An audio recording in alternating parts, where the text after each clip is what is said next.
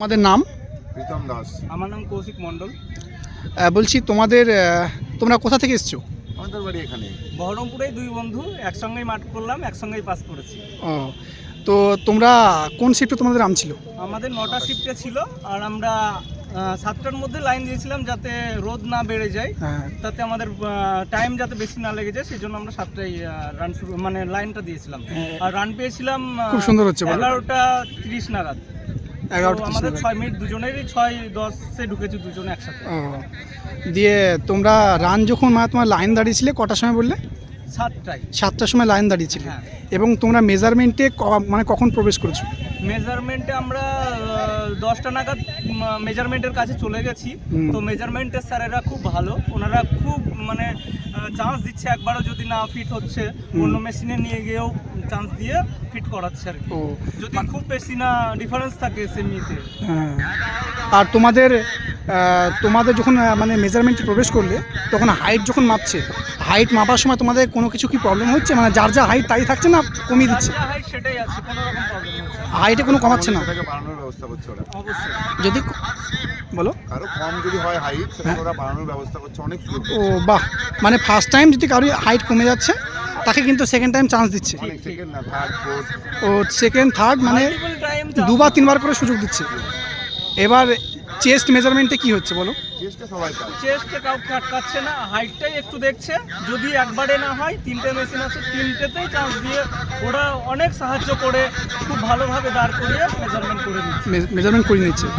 আর যাদের wait 57 KG, basically mail যারা ছেলে তাদের 57 কেজি ওয়েট লাগে, তো তাদের ওয়েটের ব্যাপারটা একটু বলো। ওয়েট কারো কম থাকলে তাদেরকে জল কলা টলা খেয়ে আসতে বলছে, ও, তাদের ওয়েট ইনক্রিজ হয়।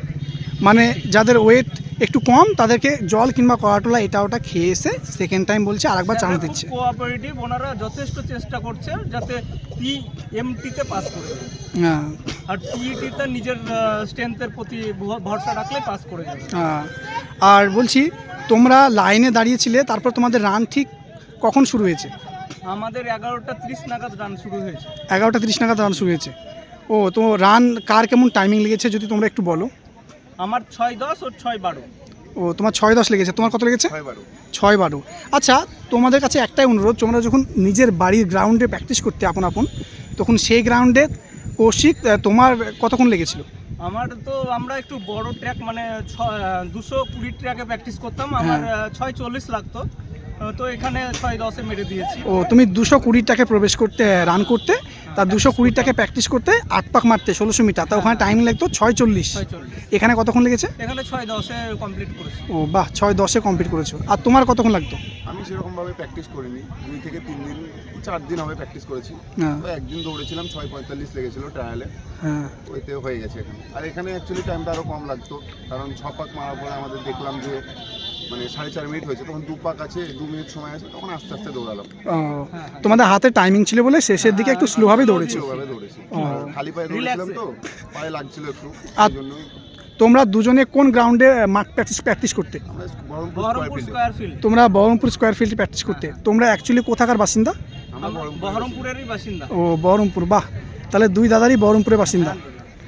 আর তোমাদের এক্সামে তোমরা যে কোয়ালিফাই করেছো, তারপর তো গ্রাউন্ড করতে এলে, তোমাদের এক্সামের নাম্বার কেমন রয়েছে? মোটামুটি আছে, দেখা যাক, উপরওয়ালার উপর এখন নির্ভর, ভগবানের উপর প্রার্থনা, এবং আশা করি হয়ে যাবে, দেখা যাক কি হয়। মোটামুটি নাম্বার স্কোর ভালো রয়েছে। হ্যাঁ। তো যাই হোক, দুই দাদাকে আমার তরফ থেকে অনেক অনেক শুভেচ্ছা, আমার টার্গেট খাঁকি WP ইউটিউব চ্যানেলের পক্ষ থেকে, এবং আমার তরফ থেকে অনেক অনেক শুভেচ্ছা ভালোবাসা রইল। তোমাদের জীবন যেন খুব সুন্দর হোক, এটাই আমার কাছে শুভকামনা রইল। Thank you.